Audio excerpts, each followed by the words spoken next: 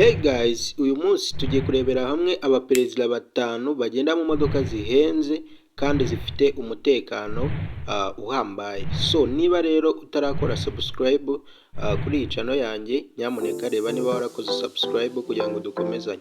Twihuse cyane rero, ku mwanya wa mbere turahasanga igihugu cya Uganda, by'umwihariko Perezida Museveni. Perezida Museveni rero nawe akaba agenda mu modoka yo mu bwoko bwa Mercedes-Benz Maybach C650.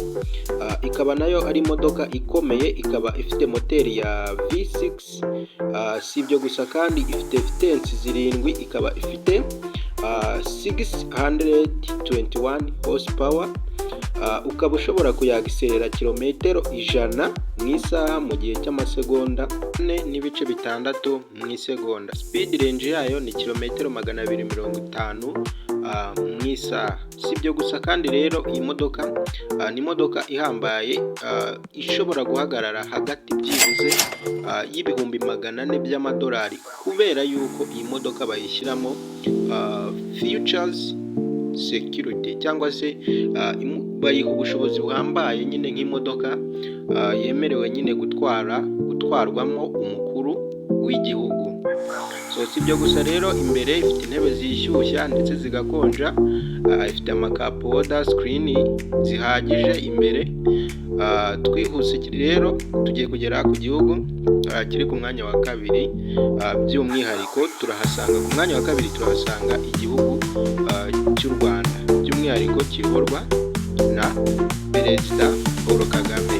Twige wacu rero nawe ni umwe mu bayobozi bagenda mu modoka zihenze kandi zifite umutekano uhagije.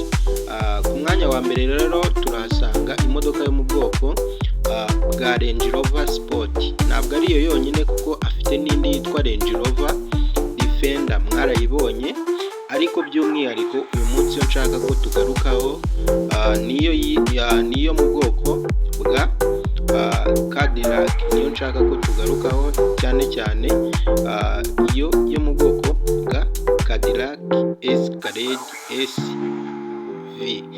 Niyo nshaka ko tugarukaho. Iyi nayo ni imodoka ihambaye, ifite moteri ya V8, ikaba ifite vitensi 10, 420 horsepower. Ukaba ushobora kuyagiserera kilometero 100 mu gihe cy'amasegonda 3 n'isegonda rimwe. Ikaba ifite 3.0 Duramax Turbo Diesel, ishobora kugufasha mu kutanywa esanse cyane. Iyi rero ishobora kuguhagarara byibuze hagati y'ibihumbi 500 by'amadolari. Ayo iba yarashyizwemo features security. Iyi features security rero bongeramo ni iyiha ubushobozi buhambaye bwo gutwara umukuru w'igihugu. So twihuse cyane rero, ku mwanya wa gatatu turahasanga igihugu cya Kenya, cyane cyane by'umwihariko kiyoborwa na William Ruto.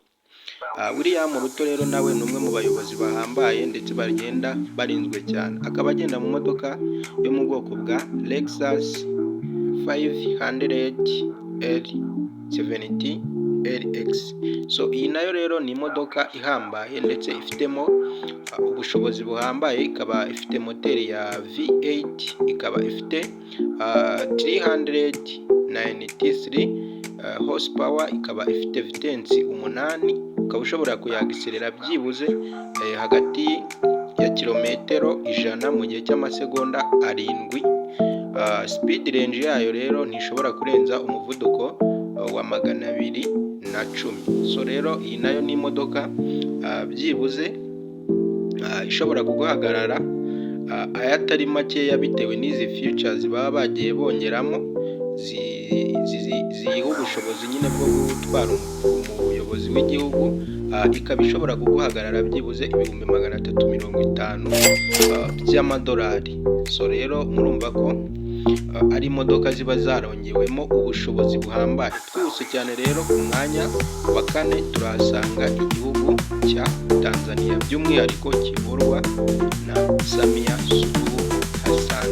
So rero Samia Suluhu Hassan rero nawe ni umwe mu bayobozi bagenda barinzwe cyane, by'umwihariko nka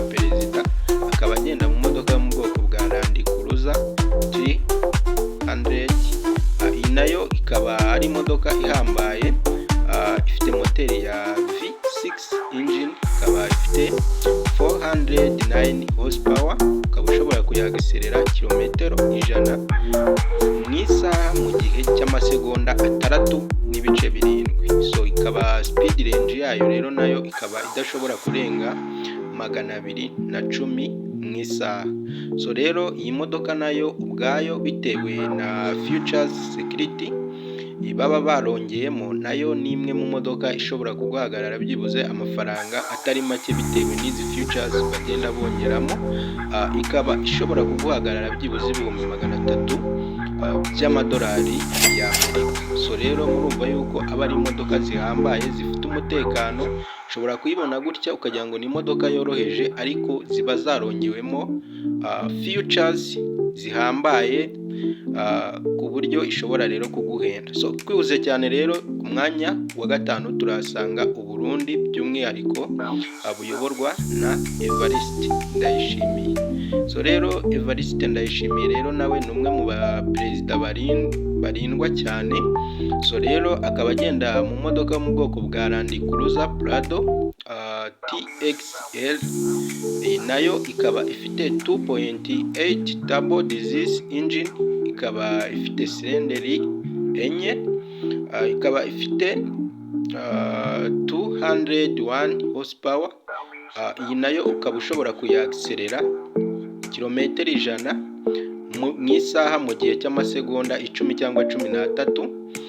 Ikaba ishobora kuguhagarara byibuze ayatari munsi y'ibihumbi 340 by'amadolari, bitewe na futures baba barongeyemo nyine ziha ubushobozi bwo gutwara umukuru w'igihugu.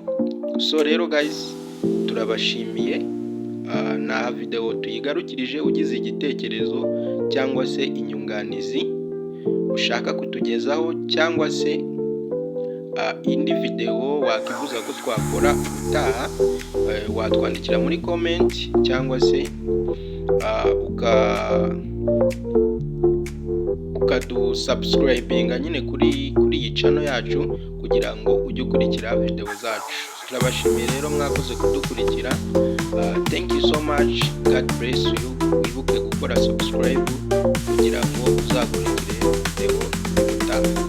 Thank you so much. God bless you. Turabakunda cyane. Imana ikomeze ibafashe. Thank you so much.